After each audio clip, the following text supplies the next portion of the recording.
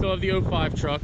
The Fusion we ended up moving to the top of the yard. Sorry guys about the wind noise, it is very windy. The 6-liter, we got mobile. It's running and driving absolutely great. Definitely the best trade I've ever done. So I did end up purchasing a 5 Series BMW. This actually was one of the reasons I was having a bad day yesterday. It actually had gotten a flat tire. Got it back to the house here. As you can see there, the cords just blew out completely. Luckily, from the Ford Fusion we purchased, it is actually the same size tire, 225/50/17. 225/50/17. So we have a tire. All we have to do is go down to Scott's and get that swapped out. Now, I do have another vehicle here that needs a radiator. This is a 06 Pathfinder, 100,000 miles, leather, DVD, things like that. I ended up getting that on a super steal yesterday at Harrisburg Auto Auction. So that's gonna be awesome. This, consider it sold. We took the deposit. I'm awesome, I'm happy. Nothing in the front yard, finally.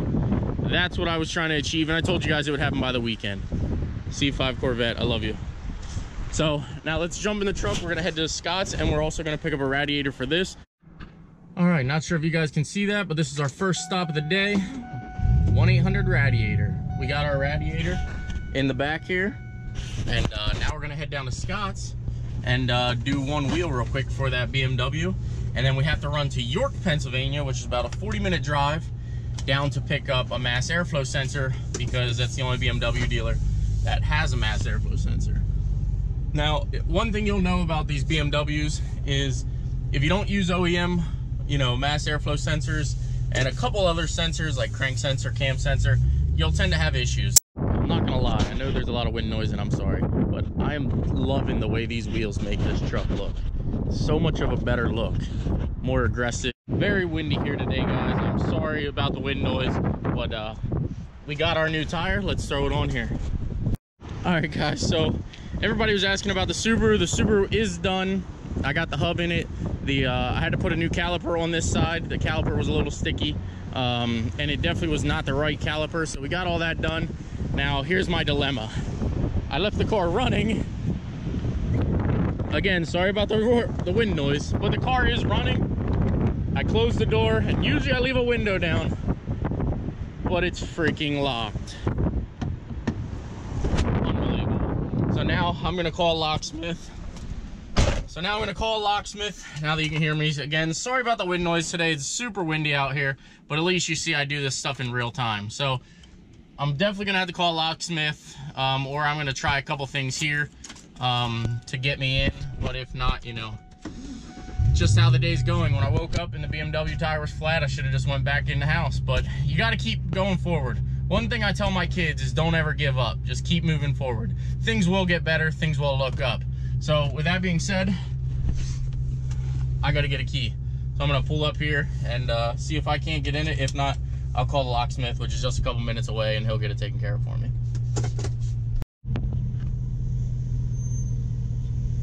Say what?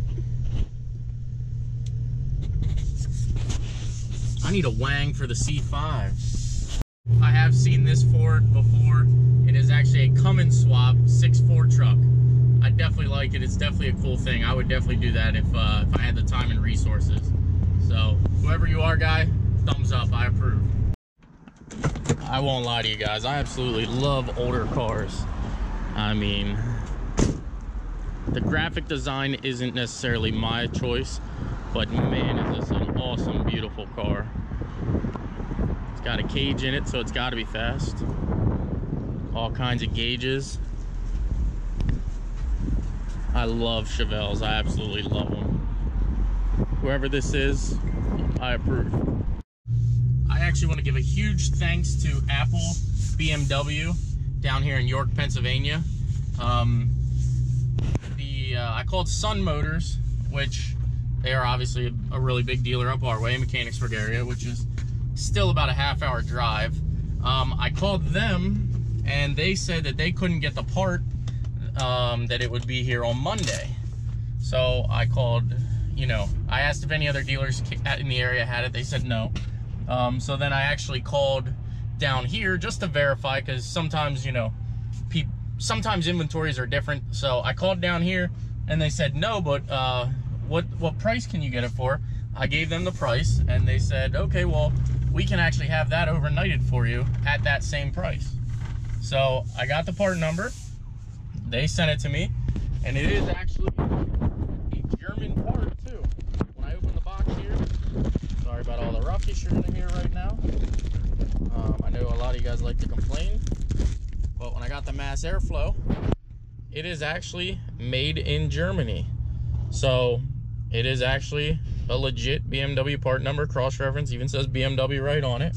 So they actually got me the legit part, you know, and they overnighted it to me and charged me nothing more than, you know, what Sun Motors wanted to charge me. So they told me they would eat the charge, and I appreciate that. So if you're in the market for a BMW, I would recommend Apple BMW in York, Pennsylvania. All right, guys, so I'm not quite sure how well you'll be able to see the differences here. But yeah, so you can kind of see how the top of this is on that side. It's obviously different than this one. As you can see, this piece here, right there at the top, is kind of like, it protrudes past a little bit. On the aftermarket one, it doesn't even stick up past there. So I'm assuming that's, and I'm hoping that's my issue with this 3 Series BMW. You can see from that side, on the right hand side there, it definitely sticks up higher and has a little little meter there, versus on this side there is nothing over here, you know, sticking up. So I'm hoping 100% that this fixes it. You can see right here on this side how this sticks up. So let's get it swapped in there and drive the car, and hope she runs perfect. All right, guys, so we did make it to the lot with the 5 Series. I'm gonna put it on the lift. That mass airflow sensor did not the mass airflow sensor did not correct the problem, so we still have an issue there. We have our people on our way to pick up the Subaru, so let's get it finished up here. All right, so I did do the mass airflow sensor. That was, you know, the code on this car, which that code is now gone. However, the car still bogs and falls on its face. So what I did do to test to see if it had clogged catalytic converters, I actually went and popped the O2 sensors. Let me grab a flashlight here. I can show you. So what I did was I pulled the O2 sensors out, allowing it to breathe. Not sure how well you'll hear this, but there's an O2 sensor here that plugs in there. There's that one that plugs in there. So with those out, I'm going to be able to drive the car and see if the car will now do over 30 miles an hour. So I'm almost positive that's what it is at this point. Let's get the garage closed up and take it for a drive. All right, guys, so I did get the BMW home. It actually runs and drives absolutely perfect now. But instead of me fixing and putting the money into this car, you know, to put catalytic converters on it, cats, I'm just gonna list it cheap, you know, knowing that that's the issue, and we're just gonna sell it that way. Now, most cars I don't actually do that. You know, I would actually fix this, yada yada yada, but I don't want to say I have too much into it already, but it wouldn't be worth the money I would spend to make this car perfect. It wouldn't be worth for me to then resell. The car is nice, but it does have 158,000 miles, so I'd rather just sell it cheaply and give somebody else the opportunity to buy it cheap, and they can do whatever they want. If they want to punch the cats out, they can punch the cats out. But I'm not going to do that on this car. I don't sell my cars that way. So this car I'm just going to list with bad catalytic converters and just move on to the next project. So if you guys like what you see, you know, I do a bunch of things. As you can tell, I'm sorry I jumped around so much in this video, but it's what I do. You know, I'm always busy. I'm always on the go. I always have things to do. I got to pick this up here, take it there, do this, do that, do this, do that. And it's just pretty much how my weeks go. So I do want to say tomorrow, excuse me. So I do want to say, I don't think the track is opening up tomorrow, which it's kind of a bummer, but I get it. You know, I'm not going to take the track even if it does open. It's still supposed to be super windy, so I'm not going to, excuse me. I'm not gonna take the car. It's not worth the risk or beating it up on a non-perfect day or a better day per se. So I probably won't go to the track. It's kind of a huge bummer for me, but it is what it is. We'll definitely get it to the track a bunch of times this year. So if you like what you see, hit that like button, please subscribe, and there's a lot more Corvette content. I believe Sunday it's supposed to be nice out, no wind, things like that, in the 50s. So we'll definitely get some content for you guys on Sunday. Again, thanks guys. Enjoy your weekend. Be safe out there, everyone. Cold start.